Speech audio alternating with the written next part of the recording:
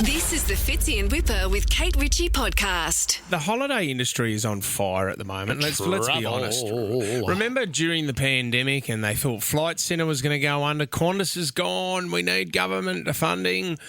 They are flying. They're making a lot of money. I mean, they're not doing any favours on the way, let's be honest. No, they're not. I mean, reputations are down a little bit at the moment. They're not the most trusted people going around. Flights are expensive still, man. Oh, do you know what makes me really angry? And I know there's tariffs and I know fuel's going up. What is it, mate? Ryanair. I mean, we don't have Ryanair in Australia, but how's this? Your Ryanair airline. over in Europe, my airline, is now... They are giving bonus to staff members for intercepting people with oversized luggage. Oh. So, if you work at Ryanair, they're going to give you $1.50, €1.50 for every passenger you bust with oversized luggage. And you can get up to €80 extra a month for all staff members if you can bring in as many as you can. So they get incentivised if they actually bus more people who are trying to get more luggage and more weight onto the flight. Tell me if this is logical thinking. I don't know anything about weight on airlines, but they obviously have a waste factor that's built in so that if anybody, then they're never at capacity in that if anybody decides and they sneak through with lead in their bag, the plane's not going to be able to take off. But I think they'll obviously be able to weigh the plane before it's in the air so you can tell how much weight is on the plane.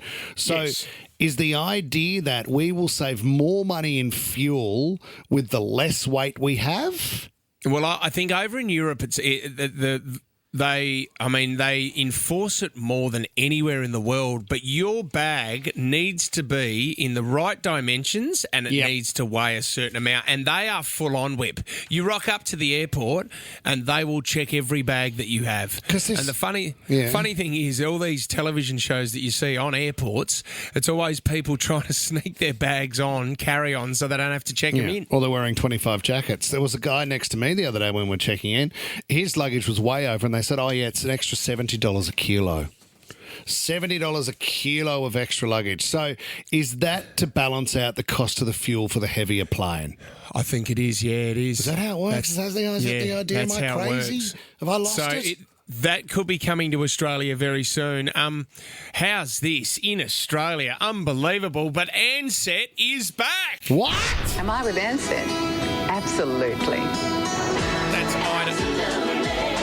That is Ida Buttrose there with Ansett. I mean, that was the last ad that we saw on Ansett, but it is back.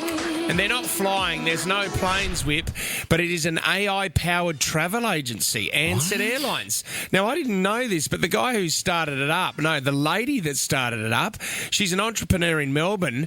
She said, I registered the trademark because it ran out. No one's used the Ansett trademark for so long. So I thought, you know what, everyone knows the word Ansett. They can relate to it. So why don't I start up a travel agency, Ansett Airlines? It's back on. So now you can book your holidays through Ansett. When Ansett wrapped up, when would that have been? I don't know, 20 years ago? It was quite sad because sure it was an Australian story, but also the family was at the airport and they had their arms around us. My grandfather founded this and it's been in our family for all these. We're devastated. So I just assumed the family held on to the rights to Ansett, but they weren't actively doing anything. Well, this is right, and you don't have to keep trademarking it because you're never going to use it again. It's too expensive to start up a new airline.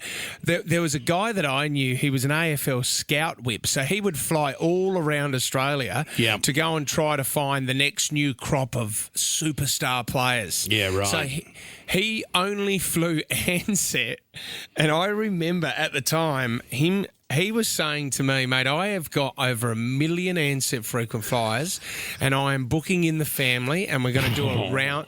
We've never been outside of Australia. We're going to do a round the world trip with our frequent flyers. Yeah. And then they went under. How did that go? Well, he didn't unfortunately get do you know to what? do They that. keep saying to me, do I want to fly Qantas or do I want to fly Ansett? And I keep building these points, mate. Hold on to him, honey. Do it another couple of years and we'll get around the world. Not going to spend him yet. We'll be off. We'll be gone. Fitzy and Whipper with Kate Ritchie is a Nova podcast. For more great shows like this, download the Nova Player via the App Store or Google Play. The Nova Player.